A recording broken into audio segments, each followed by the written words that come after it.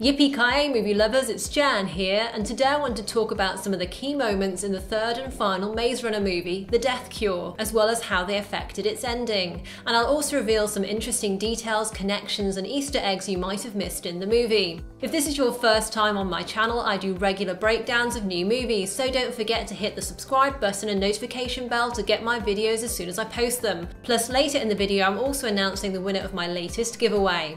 Quick warning, I will be discussing spoilers from Maze Runner The Death Cure, so take care if you've not seen the movie yet.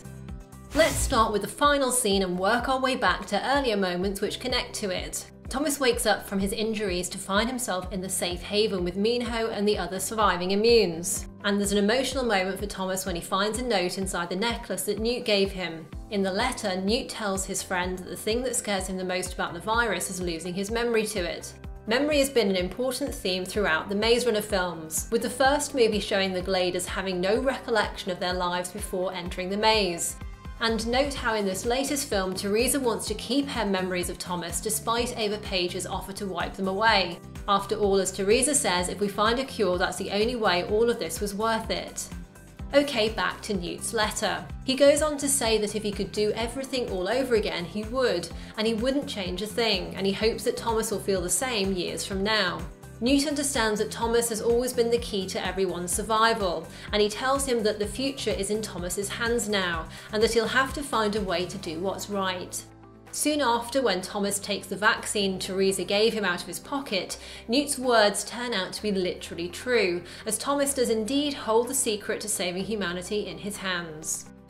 Another moment that showcases the trilogy's key theme of memory is Vince's speech to the survivors in the safe haven when he reveals a large memorial stone to honour those who didn't make it. If you look carefully, you'll spot the names of characters who died during the series, such as Scorch from the first movie, but also hidden in there are a few crew names like Wes, a nod to Wes Ball, who directed all three movies.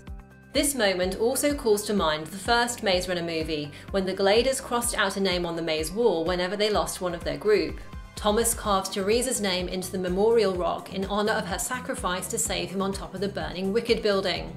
Teresa's death was poignant not only because of her feelings for Thomas, but also because her sacrifice was in keeping with her ultimate goal to find a vaccine for the flare virus for the whole of humanity, not just a select few that Janssen wanted to help.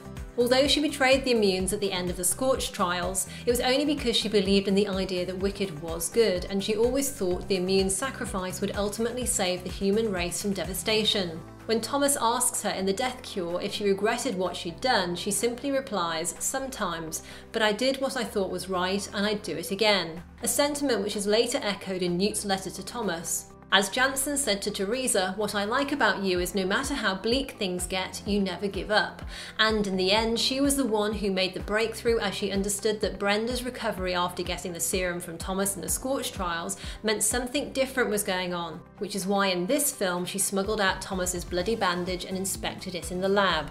Although she found it difficult to see her friends suffer, in Teresa's mind it was ultimately worthwhile for what she saw as the greater good.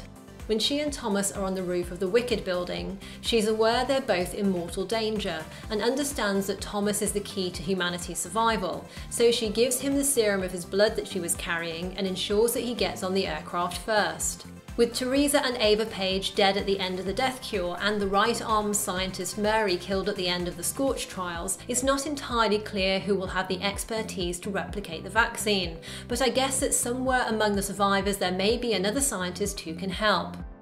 The other poignant death scene in The Death Cure was of course when Thomas had to kill Newt after the flare infection finally turned Newt into a crank and he stabbed Thomas in the chest. There was plenty of foreshadowing for Newt's eventual transformation into a crank throughout the movies. For example, during Thomas's hallucination scene in the Scorch trials, he saw a vision of Newt as a crank. And in The Death Cure, just before Thomas, Newt and Frypan ventured into the tunnel, Newt said, "I don't want to come across as too negative, but if I was a crank, that's exactly where I'd be." Another thing foreshadowing Newt's death in this film is a jar containing what appears to be a dead Newt, which you can see briefly in rebel leader Lawrence's room. Brenda's line to Thomas in the movie, that you can't save everyone, is also a bit of foreshadowing for when Thomas stabs Newt. However, it has a double meaning because by the end of the movie we know that Thomas can save everyone as his blood is the basis for the ultimate vaccine against the flare virus. There's also a nice parallel between Newt giving his necklace to Thomas once he realises he's unlikely to survive, and Chuck, who gave Thomas his wooden carving as he died in the first Maze Runner film. And when Newt explained to Thomas that Wicked must have put him into the maze so they could tell the difference between immunes like you and people like me, it's a reference to Newt's backstory in the books, where Newt had a sister who was an immune abducted by Wicked. In the books, Wicked decided to take Newt with them as well, to use him as a control subject in their trials to see how immunes performed compared to ordinary people like him.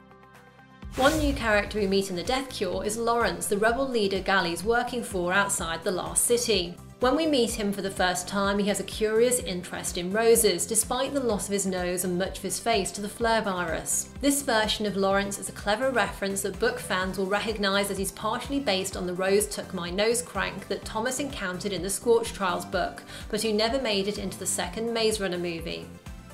Now, did you enjoy the Death Cure film, and did you find the ending satisfying? And if you've read the original books, how do you think the movie series compares? Feel free to share your thoughts in the comments below. If you enjoyed this, remember to hit that thumbs up button, share this video, and also subscribe to get more regular videos like this. The winner of my second Star Wars The Last Jedi giveaway is on the screen right now, and if that's you, send me a private message with your details to get your prize. Check out more videos you might like by tapping the screen right here. Thanks for watching, and see you next time. Yippee-ki-yay, movie lovers!